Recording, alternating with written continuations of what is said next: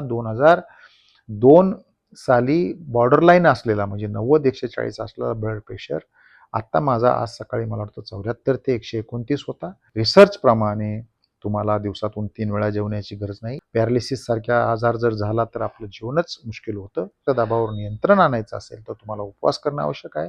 Blood प्रेशरच्या गोळ्या, दररोज रक्त पातळ करण्याच्या गोळ्या हे सगळे टेम्पररी इफेक्ट आहेत. ज्यावेळेला आपण बेसावध असेल, ब्लड प्रेशरचा विचार करत नसेल, त्यावेळेला सुद्धा ब्लड प्रेशर कमी असतो आणि गोळ्यांची सुरुवात करताना सुद्धा अतिशय विचारपूर्वक करा. सुरू केलेल्या गोळ्या सुद्धा तुमच्या ओमॅडनी बंद होतात. तुम्हाला ओमॅडमध्ये भूक लागत असेल, ओमॅडमध्ये झोप येत नसेल, ओमॅडमध्ये तुम्हाला कंटिन्युअस बेचैनी होत असेल तर तुम्ही ओमॅड करत नाही. ओमॅड म्हणजे तुमचं शरीर तुमच्या फॅटवर स्विच होणं, आपल्या उत्पन्नाची सुद्धा फार चांगली बचत होऊन आपला मेंदू अतिशय तल्लख पद्धतीने काम करायला लागतो. नमस्कार मित्रांनो, माझे आरोग्य प्रयोग या मालिकेत आपला आजचा विषय जो आहे तो म्हणजे ब्लड प्रेशर अर्थातच रक्तदाब. आपण यापूर्वी ओमॅड म्हणजे 1 मील अ डे, दिवसातून एकदाच जेवणे, यावर एक कोलेस्ट्रॉलचा व्हिडिओ बनवलेला आहे, एक डायबिटीजचा व्हिडिओ बनवलेला आहे आणि तिसरा जो महत्वाचा आपला व्हिडिओ आहे तो म्हणजे ब्लड प्रेशर. आजकाल ब्लड प्रेशर असणाऱ्यांची संख्या फार मोठ्या प्रमाणावर वाढलेली आहे आणि ब्लड प्रेशरचं सुद्धा असंच आहे की जसं डायबिटीजच्या गोळ्या दिवसेंदिवस वाढतात, तुमच्या कोलेस्ट्रॉलच्या गोळ्या दिवसेंदिवस वाढतात, तसंच तुमच्या ब्लड प्रेशरच्या गोळ्या सुद्धा दिवसेंदिवस वाढतात. सर्वात महत्त्वाचं म्हणजे तुमचा ब्लड प्रेशर हा तुमच्या कोलेस्ट्रॉलचा, तुमच्या ट्रायग्लिसराईडचा, तुमच्या डायबिटीजचा हा सक्का भाऊ आहे असं म्हटलं तर वावगं ठरणार नाही. डॉक्टर आपापल्या परीने आपला ब्लड प्रेशर नियंत्रित करण्याचा प्रयत्न करतात, परंतु आपला ब्लड प्रेशर नियंत्रित होतो असं जरी आपल्याला वाटत असेल तरी मात्र शरीराला असणारं त्याचे डॅमेज सुरू राहतं. आपण 1 मील अ डे म्हणजे ओमॅड, दिवसातून एकदाच जेवणे, ज्याचा मुख्य सिद्धांत जो आहे तो ऑटोफॅजी. ऑटोफॅजी म्हणजे काय तर सेल्फ इटिंग. ज्यावेळेला शरीराला बराच वेळ खायला मिळत नाही त्यावेळेला शरीर तुमच्या शरीरातल्या रोगी पेशी खाऊन टाकते आणि शरीराची रिकव्हरी होते.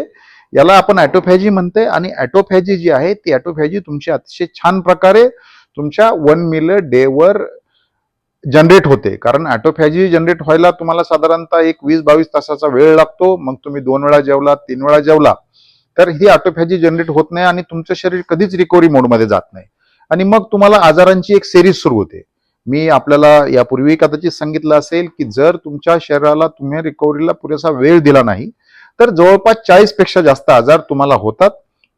आजकाल ओमॅड वर म्हणजे 1 मील अ डे वर किंवा दिवसातून एकदाच जेवण्यावर मी व्हिडिओ टाकत असतो, त्यामुळे फार मोठ्या लोकांना फरक पडलेला आहे. अनेक लोकांची शुगर कंट्रोल झालेली आहे, अनेक लोकांचं कोलेस्ट्रॉल रिव्हर्स झालेलं आहे, अनेक लोकांचा ब्लड प्रेशर सुद्धा रिव्हर्स झालेला आहे. त्यामुळे आजचा जो विषय आहे त्या विषयामध्ये आपण ब्लड प्रेशर बिना गोळ्यांनी, कोणतीही गोळी न घेता, कारण गोळीचे फार फायदे नसतात, परंतु डॉक्टरांचं तुमच्या आरोग्याची काळजी घेणे हे मुख्य काम आहे. त्यामुळे ज्या गोष्टी तुम्ही करणार नाहीत त्या गोष्टीसाठी डॉक्टर तुम्हाला मदत करत असतात. त्यामुळं विदाऊट गोळ्या ब्लड प्रेशर नियंत्रित कसा करायचा आजचा हा विषय असतो. त्यासाठी आपण ब्लड प्रेशरची कशामुळे वाढतो हे सुरुवातीला समजून घेऊ.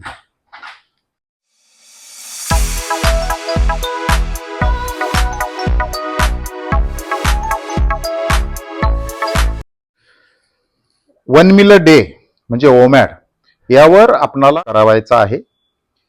त्यापूर्वी आपण डॉक्टर जे आपणाला कारण सांगतात की तुमचा जो ब्लड प्रेशर वाढलेला आहे तो कशामुळे वाढलेला आहे तर त्यातील मुख्य जी कारणं आहेत त्यामध्ये 1 नंबरचं जे पहिलं कारण आहे ते म्हणजे तुमचं दिवसेंदिवस वाढणारं वजन. दुसरं जे कारण आहे त्या दुसऱ्या कारणामध्ये बरीच लोक अल्कोहोलचं अतिरिक्त सेवन करतात, दारूचं अतिरिक्त सेवन करतात, म्हणून एक वाढला असं एक डॉक्टरांचं म्हणणं आहे.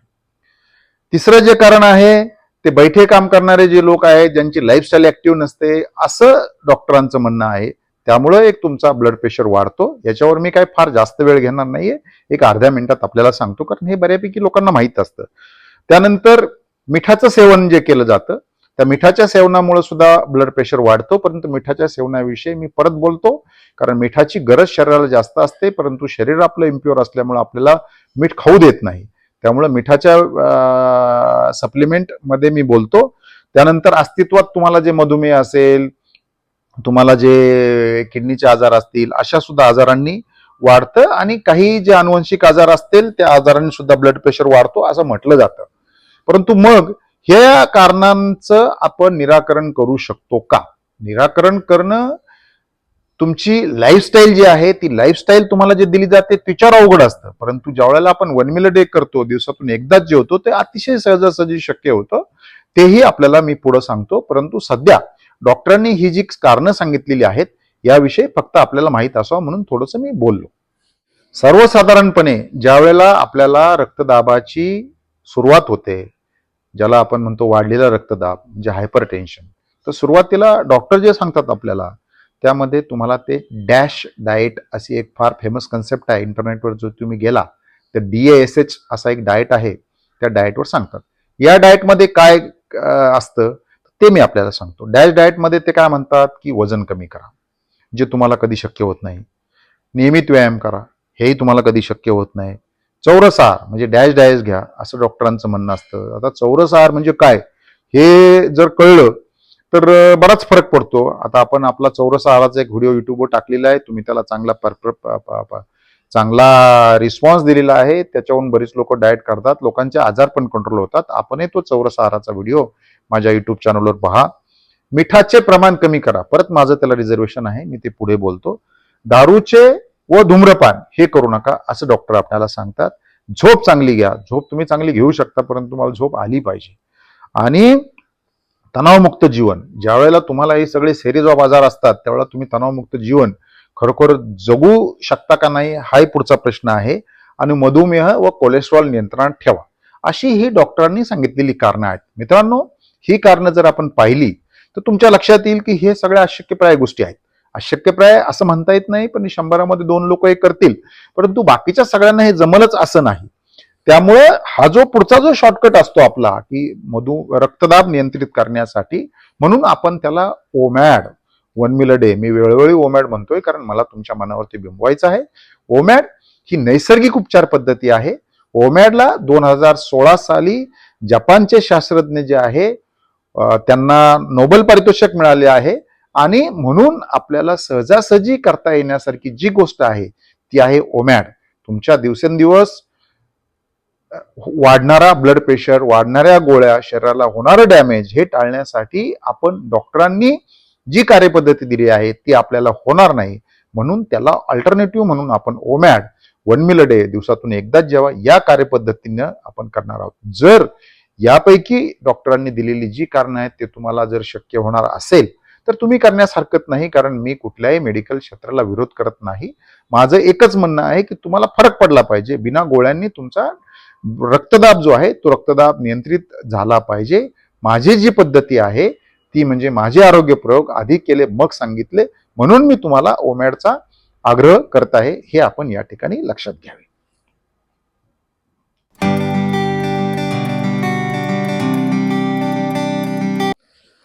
आपण दिवसातून एकदाच जेवणे म्हणजे ओमॅड, यावर जो मधुमेह नियंत्रित करण्याचं दुसरे एक कारण आहे की ज्या वेळेला हा आपला जो रक्तदाब आहे, हा रक्तदाब केवळ वरवरच्या उपाययोजना करून ज्या वेळेला नियंत्रित केला जातो त्यावेळेला शरीराचे मुख्य जी हानी होणारी आहे, मुख्य जे रूट कॉज आहे ते आपण दुरुस्त करत नाही.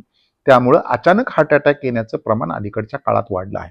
तुम्ही तुमच्या डॉक्टरांच्या व्यवस्थित ट्रीटमेंट घेत असता, व्यायाम करत असता, जिमला जात असता, परंतु त्यावेळेला सुद्धा तुमचा रक्तदाब नियंत्रित होत नाही. रक्तदाब नियंत्रित जरी होतोय असं तुम्हाला वाटलं असेल तरी शरीराचं डॅमेज थांबत नाही. त्यामुळे सगळ्यात महत्वाचा जो साईड इफेक्ट असतो तो म्हणजे अचानक येणारा हार्ट अटॅक. आणि मग वृत्तपत्रात बातम्या असतात की हा जिमला जात होता, हा वॉक करत होता, अतिशय व्यवस्थित चेकिंग केलं होतं, ECG नॉर्मल होता वगैरे वगैरे, आणि मग याला हार्ट अटॅक कसं काय आला.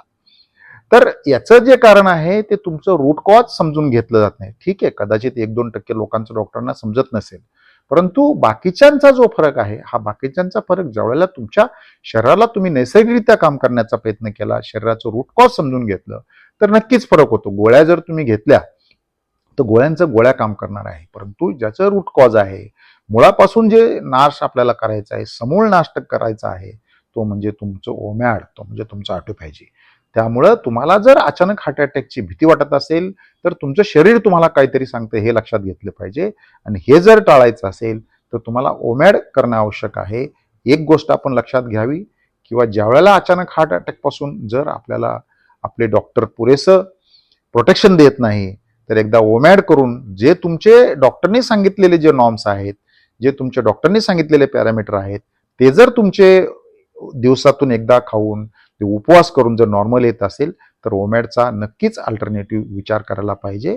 परंतु ओमॅड करण्यासाठी तुम्हाला अस्तित्वात असलेले आजार व तुमच्या उपवासात तज्ज्ञ असलेला डॉक्टरचा सल्ला घ्यायचा आहे, हे पण विसरू नका. कारण आपण डॉक्टरला कुठलाही अंडर एस्टिमेट करत नाही. आपण आपल्या रिझल्टवर, आपण आपल्या आरोग्य प्रयोगावर, आपण आपल्या शरीराशी बोलायला शिकत आहे.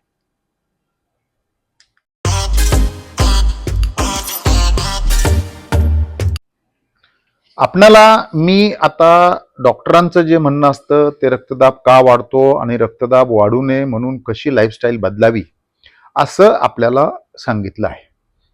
परंतु याच्या पुढे मी आपल्याला जाऊन असं सांगतो की जी सध्याची मेडिकल ट्रीटमेंट रक्तदाबावरची आहे ती खरं तर मुळाशी जाऊन काम करत नाही. म्हणजे मुळाशी म्हणजे काय, what is a route cause, आपण त्याला रूट कॉज म्हणतो. आणि रूट कॉजशी न गेल्यामुळे मग तुमच्या गोळ्या ज्या आहेत किंवा तुमच्या शरीराला गोळ्यांमुळे होणारे जे आजार आहेत किंवा जे काही प्रॉब्लेम आहेत ते दिवसेंदिवस वाढतात.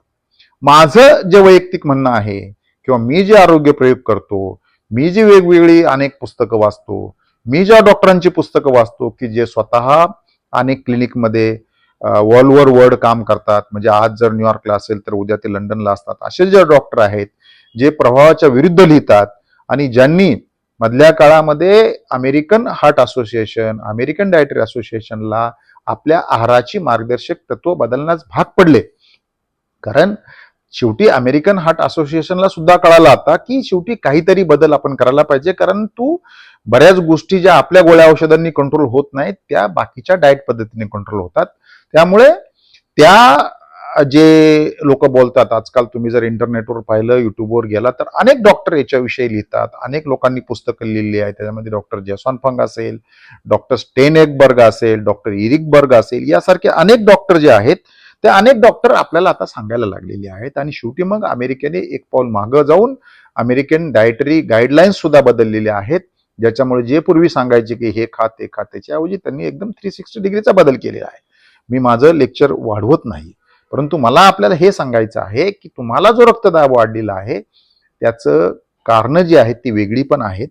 ते म्हणजे तुम्हाला इन्सुलिन रेजिस्टन्स. इन्सुलिन हे आपल्या शरीरातलं एक हार्मोन आहे. ते तुमचं, त्याला स्टोरेज हार्मोन असं म्हणतात. ते तुमच्या शरीरात तुम्ही जे कार्बोहायड्रेट एक्सेस खाता त्याची जी तयार होणारी शुगर आहे ते कंट्रोल करण्याचं काम करतो.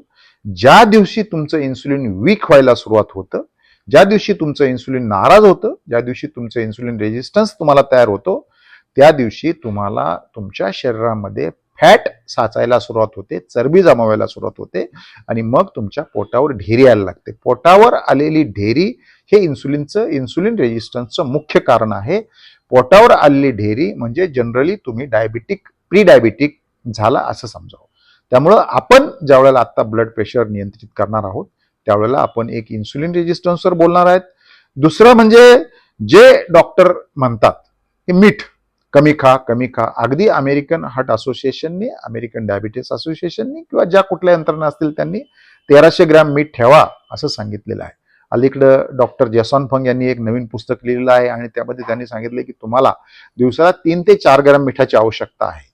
परंतु आपल्या शरीरातील मिठाचा निचरा न होणे, म्हणजे जसं मधल्या काळामध्ये लोकांनी ऊस लावले आणि ऊस लावल्यानंतर ज्या वेळेला तुमचं पाणी जमिनीतून जमा होत नाही, मग पांढऱ्या मिठाचे थर जमिनीमध्ये दिसायला लागले, तसं आपल्या शरीरामध्ये मिठाचं झालेलं आहे. मिठाचा निचरा होत नाही.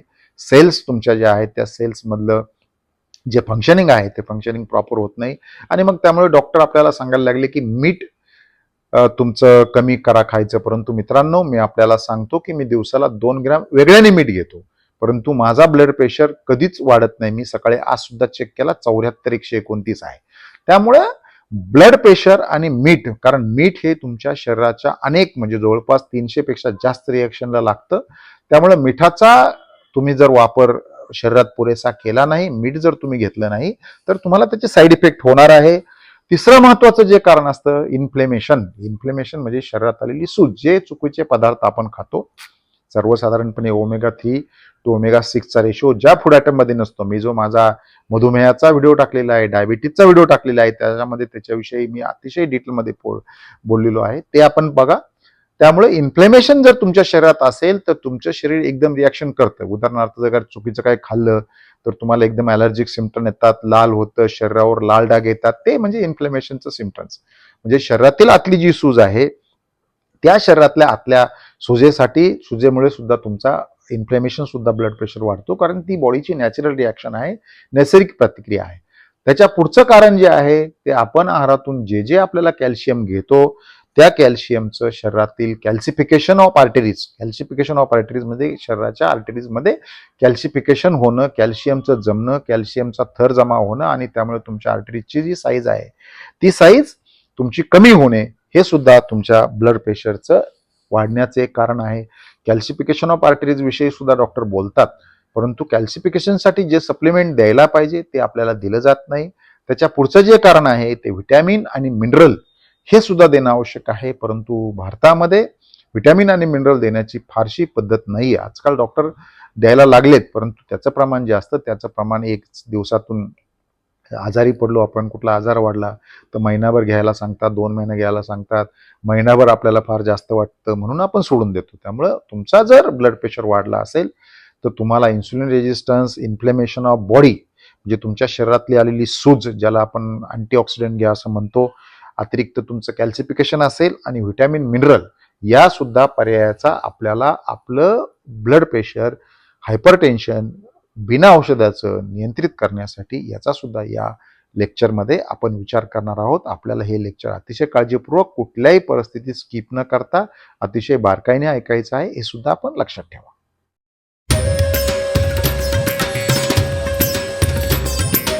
आपण एक गोष्ट अतिशय प्रामाणिकपणे लक्षात घ्या की तुमचा ब्लड प्रेशर सुरू होण्याचं मुख्य जे कारण आहे ते म्हणजे इन्सुलिन रेजिस्टन्स. इन्सुलिन रेजिस्टन्स म्हणजे तुमच्या शरीरातील इन्सुलिननी योग्य काम न करणे. मग इन्सुलिन रेजिस्टन्सची आपल्याला काय लक्षणं आहेत? तर इन्सुलिन रेजिस्टन्सची पहिलं लक्षण म्हणजे तुमचं वाढलेलं पोट. तुमच्या मानेखाली किंवा तुमच्या शरीरावर ज्यावेळेला काळे पट्टे पडतात, तुम्हाला ज्यावेळेला मोस येतात, त्यावेळेला तुम्हाला इन्सुलिन रेजिस्टन्स आहे असं समजावं. जेवणानंतर येणारी सुस्ती व बऱ्याच वेळेला शुगर वाढली असेल तर तुम्हाला जास्त लागणारी भूक, जास्त लागणारी तहान, भूक लागल्यानंतर अतिशय तीव्रतेने गोड खाण्याची इच्छा होणे, या काही इन्सुलिन रेजिस्टन्सची लक्षणं आहेत. हे सुद्धा आपण एकदा आपल्या शरीराला विचारा की इन्सुलिन रेजिस्टन्सची लक्षणं आपल्याला कोणती आहेत काय.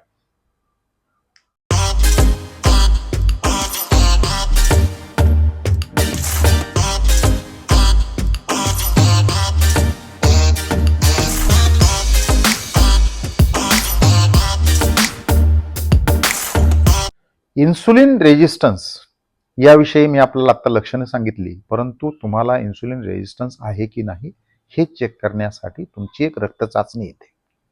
या रक्तचाचणीमध्ये काय करावं लागतं? तर या रक्तचाचणीमध्ये तुमचं फास्टिंग इन्सुलिन व फास्टिंग शुगर चेक करावी लागते. या दोन्हीच्या रिडिंगनी तुम्हाला, या दोन्हीच्या गुणाकाराला तुम्हाला 405 भागावं लागतं आणि जनरली हे तुमचं 0.4 ते 1.5च्या मध्ये असावी असं म्हटलं जातं.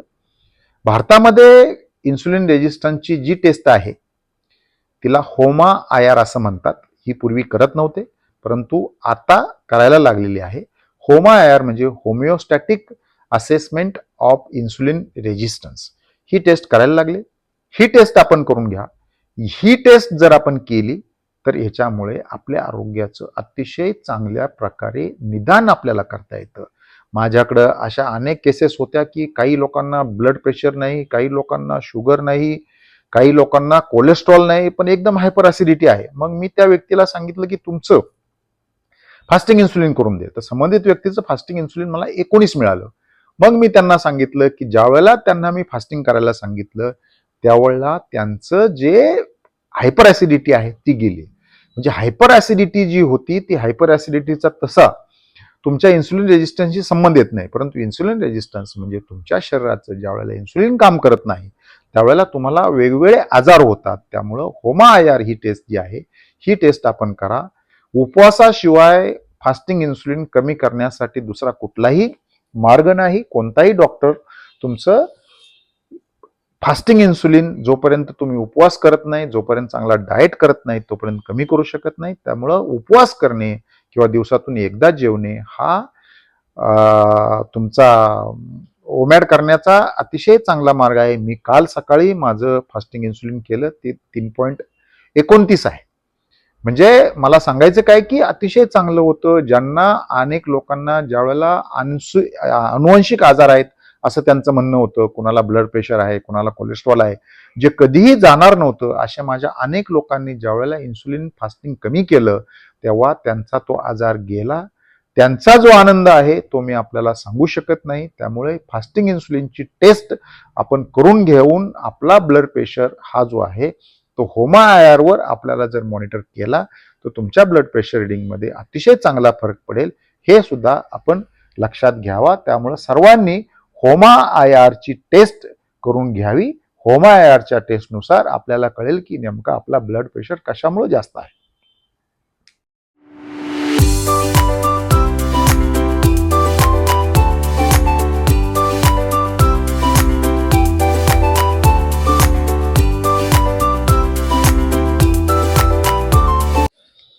HOMA-IR ही टेस्ट केल्यानंतर दुसरं एक आपल्याला असेसमेंट करायचं आहे, ते म्हणजे बॉडी इन्फ्लेमेशन. बॉडी इन्फ्लेमेशन म्हणजे तुमच्या शरीरात असलेली सूज. आजकाल बरेच डॉक्टर सांगतात की त्यासाठी अँटीऑक्सिडंट घ्या, परंतु अँटीऑक्सिडंटचा डाएट आपणास पुरेसं काम करत नाही. ज्यावेळेला तुम्ही शरीरात घेणारं जे फॅट आहे त्यामध्ये मुख्यत्वे तेलाचा समावेश होतो. ही जी फॅट आहे किंवा जे आपण फॅट खाता त्या फॅट जर प्रोसेस असतील, ते फॅट जर चुकीच्या पद्धतीनं असतील तर तुमच्या शरीरात इन्फ्लेमेशन वाढतं.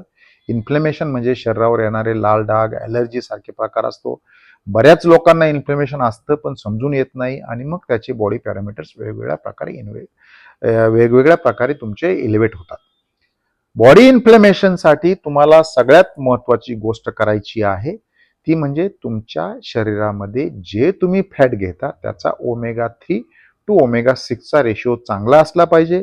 तुम्ही जी घेणारी तेलं आहेत त्यामध्ये कुठल्याही प्रकारचं केमिकल नसलं पाहिजे. मी जो माझा डायबिटीजचा व्हिडिओ टाकलेला आहे त्याच्यामध्ये बॉडी इन्फ्लेमेशन विषयी बोललेलो आहे. परंतु omega-3 to omega-6 चा सगळ्यात चांगला रेशिओ तुम्हाला जो मिळणार आहे तो जवसाच्या बिया, फ्लॅक्सीड्स, चिया सीड्स, नारळ. नारळाचं काय आहे की नारळामध्ये omega-3 नाहीये, परंतु omega-6 अतिशय निग्लिजिबल आहे. त्यामुळे omega-3 to omega-6 जे तुम्हाला लागतील ते इतर सोर्समधनं घेतले तर नारळाच्या तेलाचा कुठलाही साईड इफेक्ट नाही. बॉडी इन्फ्लेमेशन नारळाच्या तेलाने किंवा नारळाचं सेवन केल्याने अतिशय छान कमी होतो. त्यामुळं तुमच्या शरीरामध्ये बॉडी इन्फ्लेमेशन, मी पाहिजे ते परत एक स्लिप टाकतो की कशाचे बॉडी omega-3 to omega-6 चा रेशिओ चांगला आहे, परंतु आपल्या शरीरात घेणारं तेल आणि आपल्या शरीरात असणारा omega-3 to omega-6 चा रेशिओ जर आपण चांगला मॉनिटर केला तर तुमचं शरीर क्लीन व्हायला सुरुवात होते. आणि ज्यावेळेला तुमचं शरीर क्लीन व्हायला सुरुवात होते त्यावेळेला तुमचे अनेक लाईफस्टाईल आजार अतिशय छान कंट्रोल व्हायला सुरुवात होते. बॉडी इन्फ्लेमेशनमुळे तुमचं डायबिटीस वाढतं, बॉडी इन्फ्लेमेशनमुळे तुमचं कोलेस्ट्रॉल वाढतं, त्याच प्रकारे बॉडी इन्फ्लेमेशन तुमचा ब्लड प्रेशर वाढतो. ज्या वेळेला तुमचा ब्लड प्रेशर तुम्हाला कंट्रोल करायचा आहे त्यावेळेला तुमचा डायबिटीस तर नक्कीच कंट्रोल झाला पाहिजे, तुमचं कोलेस्ट्रॉल सुद्धा नक्कीच कंट्रोल झालं पाहिजे.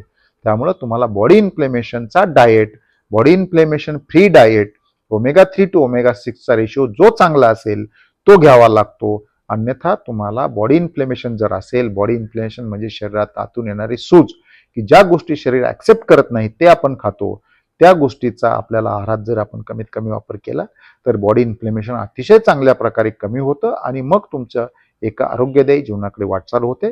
त्यामुळे ब्लड प्रेशर नियंत्रित करण्यासाठी तुमचं बॉडी इन्फ्लेमेशन ज्यामुळे वाढतं असे फूड आयटम सुद्धा आपल्याला कमी करायचे आहे, हे सुद्धा आपण लक्षात घ्या.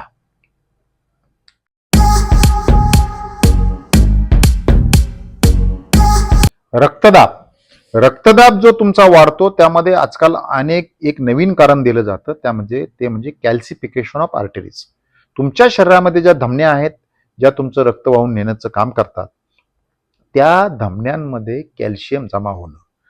कॅल्शियम जे आहे ते तुम्ही कॅल्शियमचं सप्लिमेंट घ्या किंवा खाण्यातून तुम्हाला कॅल्शियम भेटतं. कॅल्शियम हाडांसाठी अतिशय महत्त्वाचं असतं. कॅल्शियम महत्त्वाचा मिनरल आहे. कॅल्शियम जवळपास शरीराच्या 300 पेक्षा जास्त रिएक्शनला लागतं. कॅल्शियमचं व्हिटॅमिन D3 बरोबर, कॅल्शियमचं व्हिटॅमिन K2 बरोबर, कॅल्शियमचं मॅग्नेशियम बरोबर अतिशय एक वेगळं नातं आहे. त्यामुळे कॅल्शियमपासून काय आपण दूर राहू शकत नाही. परंतु कॅल्सिफिकेशन म्हणजे तुमच्या शरीरामध्ये ज्या वेळेला कॅल्सिफिकेशन होतं, म्हणजे शरीरामध्ये ज्या वेळेला कॅल्शियम तुमच्या धमन्यांमध्ये साठायला लागतं त्यावेळेला तुमचं कॅल्सिफिकेशन होऊ नये म्हणून व्हिटॅमिन K2 घ्यावं लागतं. व्हिटॅमिन K2चं सप्लिमेंट आपण घेतलं पाहिजे. व्हिटॅमिन D3 आपण घेतलं पाहिजे. व्हिटॅमिन मॅग्नेशियम घेतलं पाहिजे. आणि कॅल्सिफिकेशन जे आहे ते कॅल्सिफिकेशन ऑफ आर्टरीज जे आहे त्या आर्टरीजसाठी तुम्हाला व्हिटॅमिन K2चा अतिशय चांगला स्रोत घ्यावा लागतो. परंतु त्याच वेळेला तुम्हाला तुमचं शरीर व्हिटॅमिन K2 काम करण्यासाठी क्लीन असणं आवश्यक आहे. आणि तुमचं शरीर केवळ आजच्या जगामध्ये क्लीन होणार आहे ते केवळ ओमॅडवर होणार आहे, 1 मील अ डेवर होणार आहे. कारण आपण शरीराला रिकव्हरीसाठी वेळ दिला पाहिजे. आजकाल काय होतंय की आपण दिवसभर खात राहतो. दिवसभर खात राहिल्यामुळे तुमचं इन्सुलिन दिवसभर काम करत राहतं. पॅन्क्रियाज मधल्या बीटा सेल्स किती तुमची इन्सुलिन सोडणार, त्यामुळं तुम्हाला शरीराला अतिशय एका मेसला तोंड द्यावं लागतं.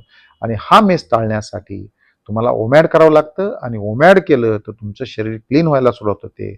आणि मग तुमच्या शरीरात जर कॅल्सिफिकेशन झालं असेल तर काही ब्लॉकेज झाले असेल असंही काही लोकांचं म्हणणं आहे की कॅल्सिफिकेशन म्हणजे साचलेला जो प्लॅंक आहे तो सुद्धा ओमॅडनी कमी होतो. याबाबत प्रत्येकाचं शरीर वेगळं असतं. तुम्हाला जर तुमचा ब्लड प्रेशर जर नॉर्मल होत असेल तर असं म्हणायला हरकत नाही की तुम्हाला शरीर तुमचं काम करत आहे. तुमचा ब्लड प्रेशर हळूहळू नॉर्मल होण्यासाठी तुम्हाला कॅल्सिफिकेशन ऑफ आर्टरीज जे आहे, कॅल्सिफिकेशन जे होत आहे ते कॅल्सिफिकेशन थांबवणं आवश्यक आहे. त्यामुळे कॅल्सिफिकेशन थांबवण्यासाठी सुद्धा ओमॅड करणे आवश्यक आहे. शरीरातलं जे एक्सेस कॅल्शियम आहे ते तुमचं कमी होणं, साचलेलं कॅल्शियम कमी करण्यासाठी तुम्हाला ओमॅड करणं आवश्यक आहे.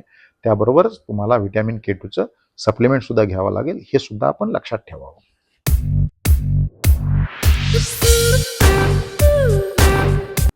रक्तदाब नियंत्रित करण्यासाठी तुम्हाला काही व्हिटॅमिन्स घ्यावी लागतात, तुम्हाला काही मिनरल्स घ्यावी लागतात. आता ओझरता उल्लेख मी केलेला आहे. त्यामध्ये रक्तदाब नियंत्रित करण्यासाठी तुमच्या शरीरामध्ये मिठाचं अनन्यसाधारण महत्त्व आहे. डॉक्टर जयस्वाल फंग यांच्या पुस्तकामध्ये दिवसाला 3 ते 4 ग्रॅम मीठ घ्यायला पाहिजे. मी आजकाल केवळ 2 ग्रॅम मीठ वरनं घेतो दिवसातून. तर त्यावेळेला माझा ब्लड प्रेशर वाढलेला नाही. परंतु ज्या वेळेला तुम्हाला मीठ घ्यावं लागतं त्यावेळेला तुमच्या शरीराचं क्लीन झालं पाहिजे. आणि तुमचं शरीर क्लीन होण्यासाठी तुम्हाला दिवसातून एकदा जेवायला लागतं. तुम्हाला उपवास करायला लागतो. तुमच्या शरीरातून ज्यावेळेला उपवास करता त्यावेळेला मिठाचं जे आहे ते निचरा होतो. त्यामुळे तुम्हाला शरीराला मीठ घ्यावं लागतं. मॅग्नेशियम घ्यावं लागतं. जनरली मॅग्नेशियम दिवसात झोपण्याच्या अगोदर 3 वेळा घ्या, 3 तास अगोदर घ्या. कॅल्शियम घ्यावं लागतं कारण कॅल्शियम हे तुमच्या शरीरामध्ये अनेक आहे. हे सगळं इलेक्ट्रोलाइटमध्ये आहे. मीठ, कॅल्शियम, पोटॅशियम आणि मॅग्नेशियम हे तुम्हाला घ्यावं लागतं. त्यामुळं कॅल्शियम जनरली तुमचा कॅल्शियम कार्बोनेट असेल तर तुम्हाला जेवणाबरोबर घ्यावं लागतं. कॅल्शियमचा दुसरा फॉर्म असेल तर एम्प्टी स्टमक घेता येतो, ते एकदा बघून घ्या. कॅल्शियमच्या आजकाल गोळ्या भेटतात त्यामुळे कॅल्शियम अब्सॉर्प्शनला जे काही व्हिटॅमिन D3 लागत असेल, व्हिटॅमिन K2 लागत असेल, व्हिटॅमिन K2 बरोबर सुद्धा कॅल्शियमची गोळी भेटते, ती गोळी घ्या. परंतु जर तुम्हाला रक्तदाब नियंत्रित करायचा असेल तर तुम्हाला पुरेसे इलेक्ट्रोलाइट द्यावं लागेल, पुरेसे व्हिटॅमिन K2 द्यावं लागेल. K2 हे फॅट सोल्युबल व्हिटॅमिन आहे. त्यामुळं आपल्या डॉक्टरांकडून आवश्यक ती अतिशय चांगली गोळी जी आहे ती गोळी लिहून घ्या की ज्याच्यामुळे तुमचं कॅल्सिफिकेशन थांबणार आहे. त्यामुळं ती गोळी लिहून घ्या. एक लक्षात ठेवा की इलेक्ट्रोलाइट्स म्हणजे मीठ, मॅग्नेशियम, पोटॅशियम आणि चौथं जे आपलं राहिलं एक मिनरल राहिलं. आता मी परत पोटॅशियमविषयी बोलतो. असं सर्वसाधारणपणे असं म्हटलं जातं की पोटॅशियमची रिक्वायरमेंट जी आहे ती 4700 मिलीग्रॅम पर डे आहे.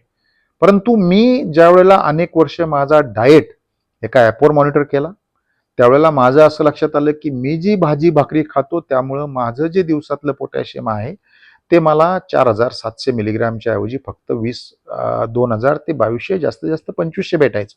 मग मी ज्या वेळेला हे इंट्रोड्यूस करण्याचा प्रयत्न केला, म्हणजे नारळ पाणी आहे, नारळ पाणी पिलं तर शुगर वाढते, तुम्ही जर बटाटा खाल्ला तर त्यात हाय कार्बोहायड्रेट आहे, कारण बटाट्यामध्ये चांगलं तुमचं पोटॅशियम असतं. त्यामुळे मी ज्या वेळेला हे केलं त्यावेळेला मग मी आता एक पोटॅशियम सप्लिमेंटची गोळी घेतो, कारण पोटॅशियम जास्त पण घेऊन चालत नाही. मग मी माझी गोळी जी आहे 800 मिलीग्रॅमची गोळी आहे, 800 मिलीग्रॅमची एक गोळी मी घेतो, मी 2 सुद्धा घेत नाही. बाकीचं मी घेण्याचा प्रयत्न करतो सॅलडमधनं. बाकीचं मी रताळू एक चांगलं सोर्स आहे. बघा, रताळाने जर तुमची शुगर वाढत नसेल तर तुम्हाला एक 100 ग्रॅम रताळू तुम्हाला ठेवता येईल. परंतु ब्लड प्रेशर ज्यांना नियंत्रित करायचं आहे त्याला पोटॅशियमची अतिशय छानपैकी गरज आहे. पोटॅशियम हे अत्यावश्यक आहे. पोटॅशियमचा तुम्ही स्रोत जर ठेवला तर त्याच्यामध्ये मुख्य स्रोत जे आहे ते तुमचा असेल तो तुमचा सॅलडमधनं तुम्हाला पोटॅशियम भेटतं. मी तुम्हाला बटाटा सांगितला, मी तुम्हाला रताळू सांगितलं, आणि असे काही पोटॅशियमचे सोर्स आहेत. हे पोटॅशियमचे सोर्स तुम्हाला घ्यावं लागतील. मी तुम्हाला पोटॅशियमचं सप्लिमेंट पण सांगितलेलं आहे, परंतु मी जी सप्लिमेंट घेतो त्याच्यामध्ये 800 मिलीग्रॅमच्या वर गोळी पोटॅशियमची घेऊ नका. तुम्ही जर बघायला गेला तर तुम्हाला बऱ्याच गोळीमध्ये 100-125 ग्रॅमच असतं, कारण लोक जास्त पोटॅशियम टाकायला घाबरतात. त्यामुळं पोटॅशियम जे आहे ते पोटॅशियम हार्ट फंक्शनिंगमध्ये अतिशय महत्त्वाचं आहे. त्यामुळे पोटॅशियम घ्या. शक्यतो आपल्या डॉक्टरला विचारून पोटॅशियमचं सप्लिमेंट इंट्रोड्यूस करा. परंतु पोटॅशियम जे आहे ते महत्त्वाचं आहे. डॉक्टर तुम्हाला पोटॅशियमची जी गोळी देतील ती गोळी आपण घ्या. दुसरी महत्त्वाची गोष्ट असं म्हटलं जातं की बर्बरीनच्या आजकाल गोळ्या भेटतात. बर्बरीन जे आहे हे बर्बरीन एक सप्लिमेंट चांगलं असतं. ते बर्बरीन सप्लिमेंट सुद्धा आपण इंट्रोड्यूस करण्याचा प्रयत्न करावा, की जेणेकरून तुमचा ब्लड प्रेशर जो आहे तो ब्लड प्रेशर नियमित. आजकाल तर असे व्हिडिओ पडलेत की जे ओझंबिक नावाचं इंजेक्शन आजकाल डॉक्टर देतात की तुमचं वजन कमी होण्यासाठी, तर बर्बरीन त्या ओझंबिक सारखंच काम करतं असे इंटरनेटला व्हिडिओ आहेत. माझा काही गोष्टीला भरोसा नाही, माझा फक्त शरीरावर भरोसा आहे. शरीराला मी काम करण्याची संधी देतो. त्यामुळं तुम्हाला जर रक्तदाब नियंत्रित करायचा असेल तर तुम्हाला पुरेसं मीठ, तुम्हाला पुरेसं मॅग्नेशियम, तुम्हाला पुरेसं पोटॅशियम आणि तुम्हाला पुरेसं कॅल्शियम घ्यावं लागतं. तुम्हाला पुरेसं व्हिटॅमिन K2 घ्यावं लागेल. आवश्यकता असल्यास तुम्हाला अँटीऑक्सिडंट जे घ्यायचं असेल ते घेऊ शकता. CoQ10 एक चांगलं ऑक्सिडंट आहे. व्हिटॅमिन C एक चांगलं अँटीऑक्सिडंट आहे. हे आपल्या उपवासातल्या तज्ज्ञ डॉक्टरांचा सल्ला घेऊन तुमच्या जो ब्लड प्रेशर नियंत्रित करणारा जो डॉक्टर आहे त्याच्यावर सल्ला घ्या. ज्यावेळेला तुमचा ब्लड प्रेशर कमी होतो त्यावेळेला तुम्हाला जाणवतं की तुमचं डोकं हलकं होतं. ज्यावेळेला मी जिममध्ये हार्ड वर्कआउट करतो त्यावेळेला मला जाणवतं की आता माझा ब्लड प्रेशर कमी झालेला आहे. त्यामुळे ब्लड प्रेशर कमी, तुम्हाला जर ब्लड प्रेशर असेल तर ब्लड प्रेशर जेव्हा कमी होतो तेव्हा तुम्हाला ते कळतं. त्यामुळं जास्त ब्लड प्रेशर कमी होणार असेल तर ह्या सप्लिमेंटची मात्रा, तुमच्या गोळ्यांची मात्रा सुद्धा कमी जास्त करावी लागते. हे आपण लक्षात घ्यावा. अतिशय पॉझिटिव्ह अँगलनी, अतिशय चौकस बुद्धीनं याचा आपल्याला निर्णय घ्यायचा आहे. कुठलीही गोष्ट आपण स्वतःहून करायची नाही. आपल्या डॉक्टरांशी विचारविनिमय करूनच आपल्याला यामध्ये आवश्यक ती सप्लिमेंट आपल्याला ॲड करायची आहेत.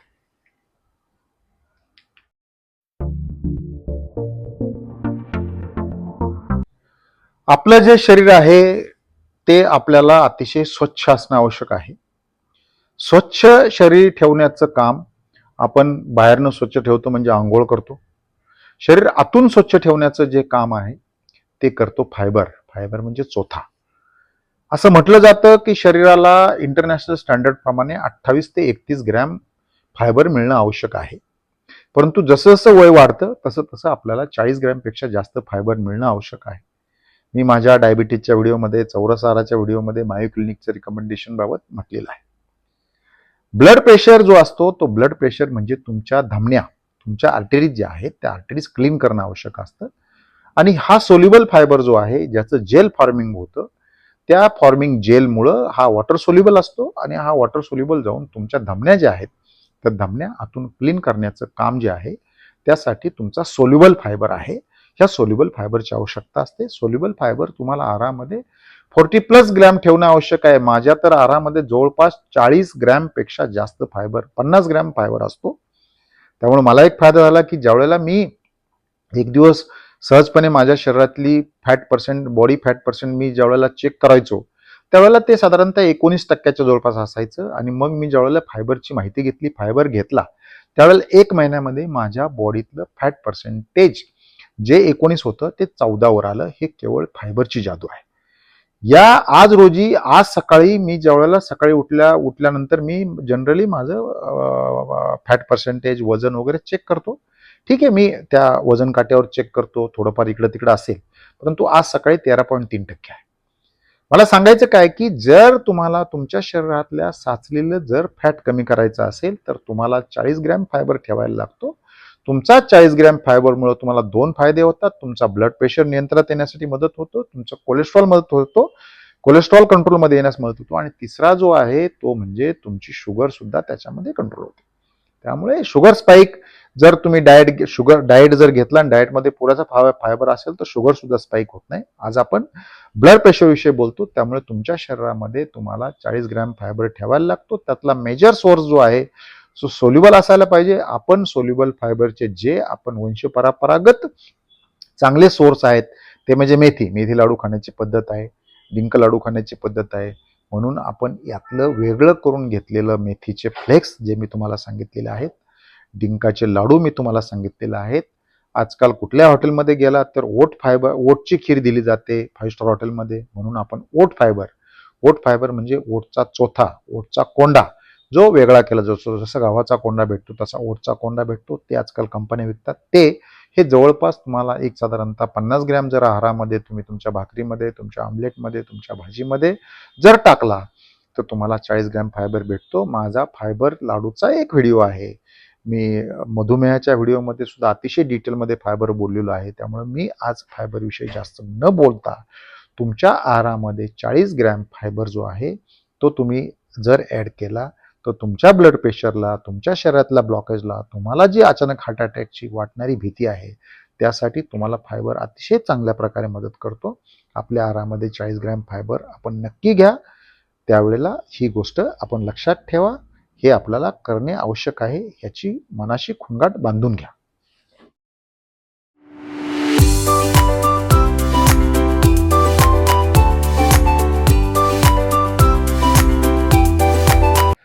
जेवणामध्ये ब्लड प्रेशर नियंत्रित करण्यासाठी आपल्याला अजून एक गोष्ट करायची आहे, ती म्हणजे आपल्या आहारात कार्बोहायड्रेट्स म्हणजे कर्बोदकेचा कमीत कमी समावेश करायचा आहे.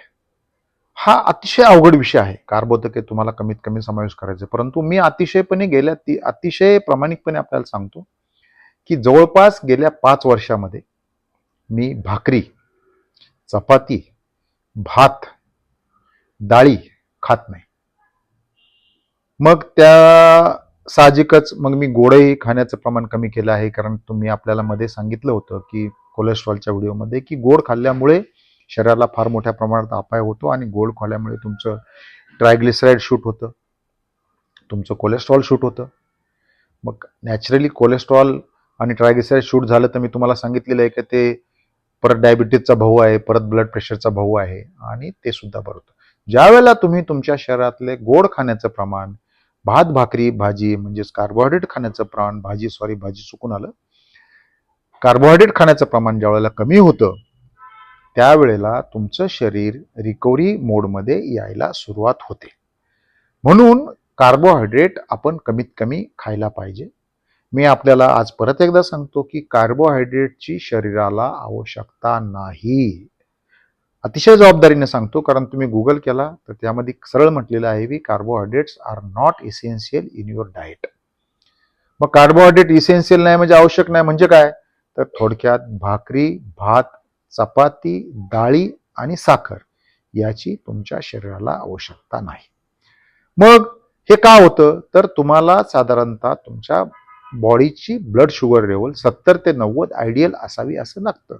मग तुमच्या रक्ताचा जर विचार केला तर तुमची शुगर लेवल जर 70 असेल तर तुम्हाला 3.5 ग्राम साखर लागते. तुमची शुगर लेवल जर 90 असेल तर तुम्हाला 4.5 ग्राम साखर लागते. परंतु एक चहा दिवसातून आपण 4 वेळा पितो आणि प्रत्येक चहामध्ये 2 चमचे म्हणजे 10 ग्रॅम साखर टाकतो. शेवटी ते शरीर आहे. ज्या वेळेला शरीराची वाढ थांबते, म्हणजे ज्या वेळेला मुलगा तरुण असेल त्यावेळेला त्याची वाढ होत राहते.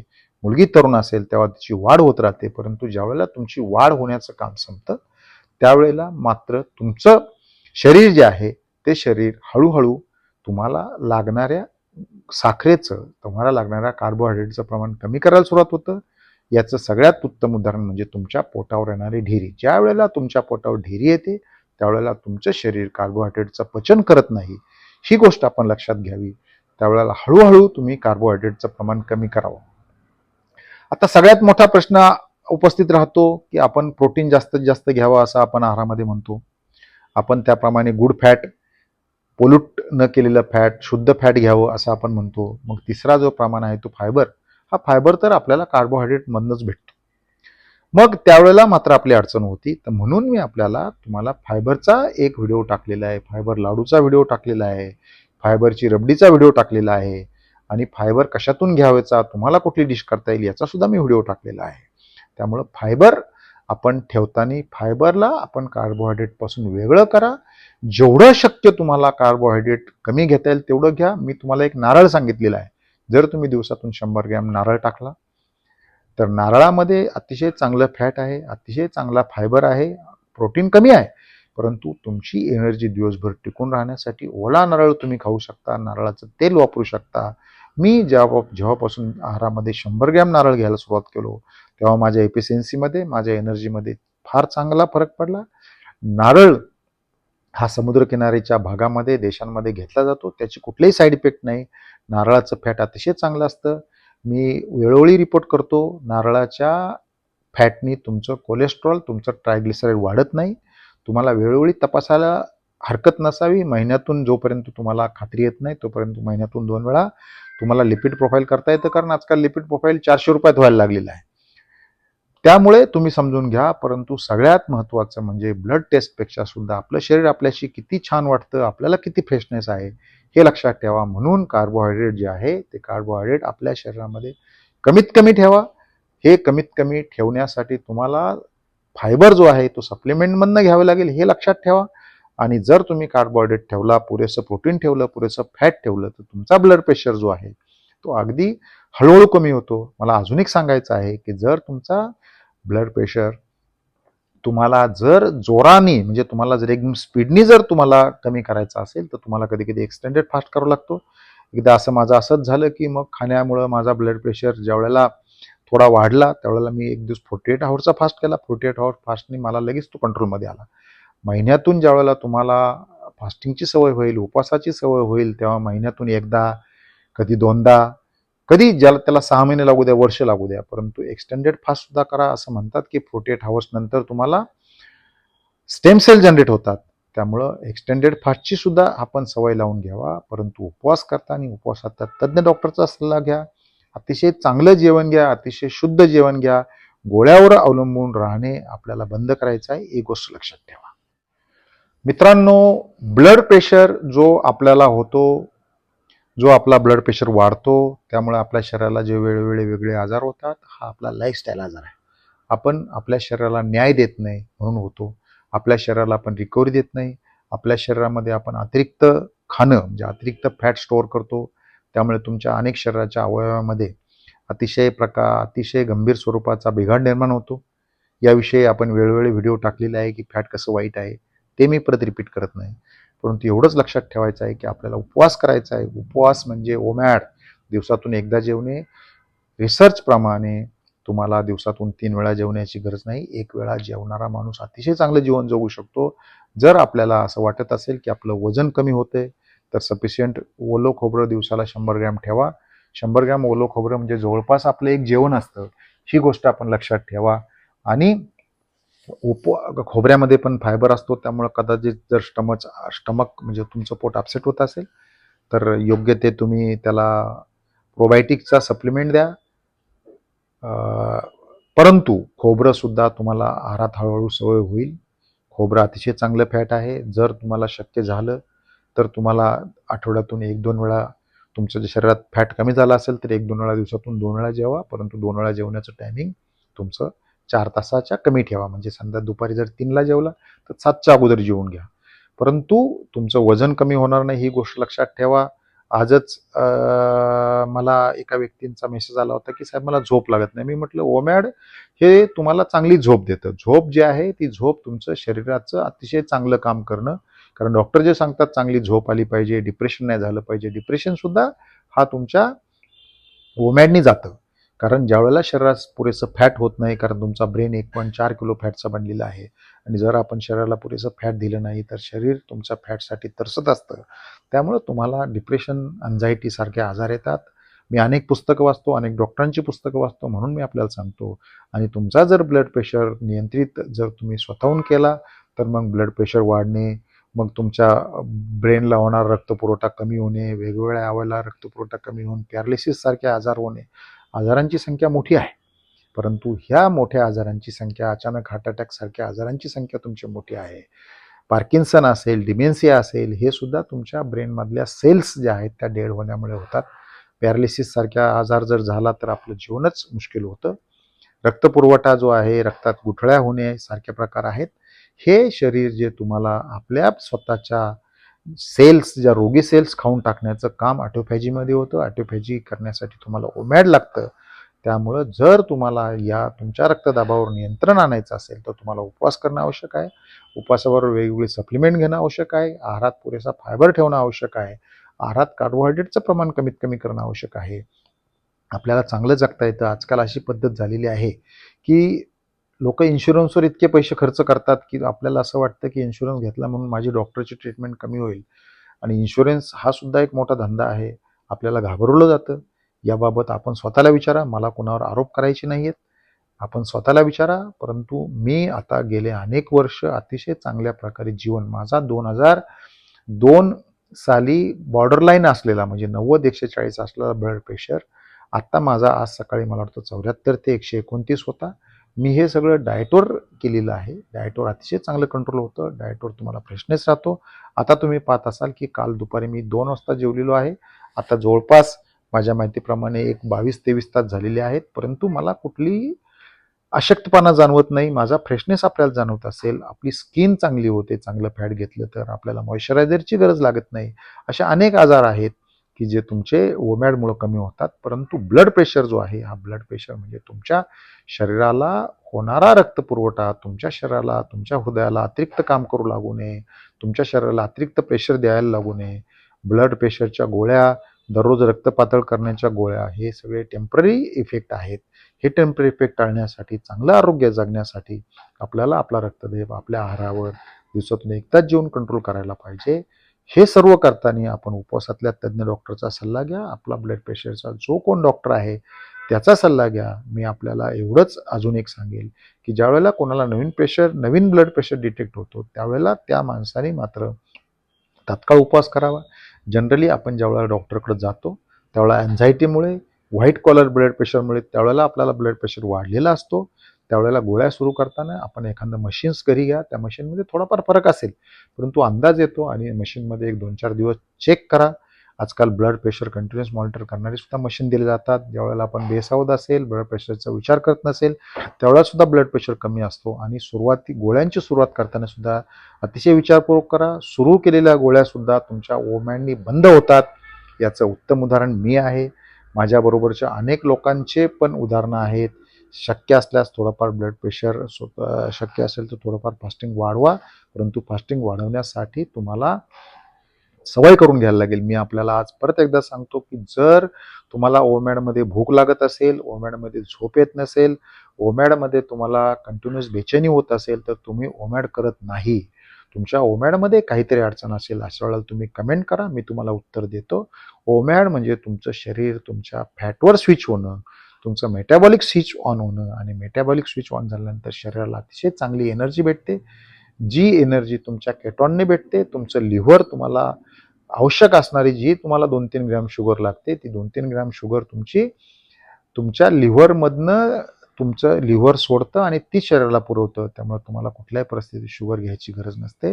लिव्हर तुमचं काम करतं, शरीर तुमचं अतिशय छान प्रकारे फंक्शन करतं. परंतु ही गोष्ट लक्षात ठेवा की तुमचा ब्लड प्रेशर नियंत्रित होण्यासाठी तुमची शुगरही कंट्रोलमध्ये लागते, तुमची कोलेस्ट्रॉलही कंट्रोलमध्ये लागते, तर तुमचा ब्लड प्रेशर नियमित होतो. हे हळूहळू होईल. आपण धीर सोडू नका. आपण प्रयत्न करा. आपण एक चांगली लाईफस्टाईल आपल्याला जगायची आहे. तुमच्या ओमॅडवर आपला ब्लड प्रेशर नियंत्रित करायचा आहे. आवश्यक ते तुमची न्यूट्रिशन, तुमच्या सप्लिमेंट तुमच्या शरीराला द्यायची आहे.